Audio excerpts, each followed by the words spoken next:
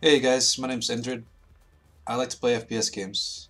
I play Battlefield a lot. I played the crap out of Battlefield 1, 2, 3, Bad Company 2, and now Battlefield 4. I just kind of wanted to talk about Battlefield 4 and my impressions of it and get some stuff off my chest. Not too much that hasn't been said, but nevertheless I wanted to talk about it a little bit. Um, I just recently upgraded my computer. I had 2500K i5 Sandy Bridge, and that was really limiting me, as well as my video card, which is a Nvidia 570. It was limiting my ability to run this game smoothly, fast, and also to record and have it at 1080p with all the graphics around. And let me just say, starting with the positives, this game's graphics are amazing. It's just absolutely beautiful. When you look at the backgrounds and the lighting, the shadows, the explosions, and the vehicles and everything, it's just really incredible. The textures, there's really nothing like it anywhere. And Battlefield has always been ahead of the curve when it comes to that, when it comes to graphics. And they also were very innovative in a lot of things. Especially back in the day when Battlefield first came out, I'd never seen anything like it before. Something of that scale with so many players. Battlefield 2 was the first, in my experience, I could be wrong, but it was the first real modern uh, FPS with vehicles. And when I first read about that, I was ecstatic to know that that was coming out. And I loved it. I played it a lot. I played the crap out of that game. Battlefield 3 again took a huge step forward. Came out with destructive environments. Frostbite 2 engine, just absolutely gorgeous. And that was really exciting. The sounds, everything could be beat.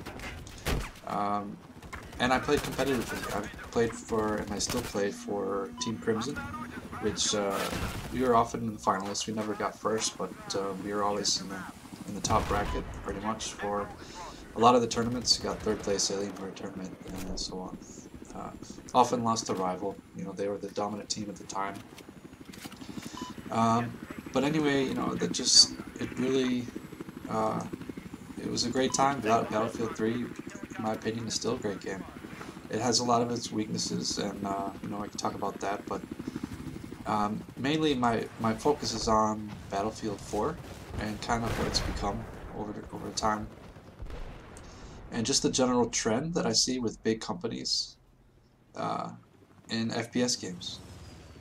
What happens is that if you get a company who is successful, they have a great idea, they capitalize on the idea, they're ahead of the curve, ahead of the market. They dominate, they make a lot of money, and then they just continue to use the same formula. They don't want to take any risks, and they just pump it out. They got to pump out the next game. Doesn't matter if it's obviously if it's finished or not. Just got to pump it out. They did have a lot of great ideas, and they did listen to some feedback. They brought back not Battle Recorder, but Spectator.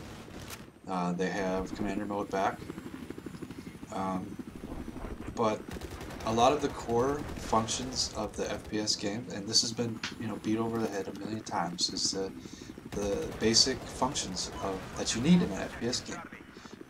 Does the netcode, does it work? Does the hit registry, hitboxes, how many ticks per second?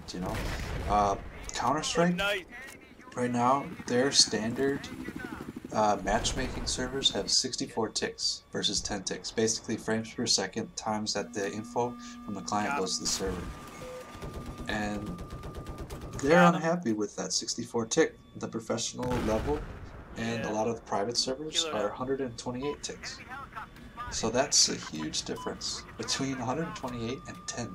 Oh, bullshit. And that's the thing that really sets apart this game from others, is that, in I my should have had that opinion, fucking kill though. it's more about the fluff. And I'm curious how you guys feel about it. Is Transport heal. the graphics and the novelty of the new cool UAVs and stuff like that, and Fucking A, so is that enough to hold you over? Is that enough let's to get back make you around the map. content to play this game a lot in the future, or do you need Are something we else? red or we're good? What exactly is it that keeps you coming back, Set and transport what heal is up. it that this game has given you that would make you want to buy the next Battlefield game? Do you still have faith in the company, in DICE and EA, to produce something that's worth your money and worth your time? Right now, I'm playing the game and I do enjoy it. Again, the graphics are just absolutely astounding, and you gotta give it to them. There's another chopper at E, by the way. But you know, it's like a movie.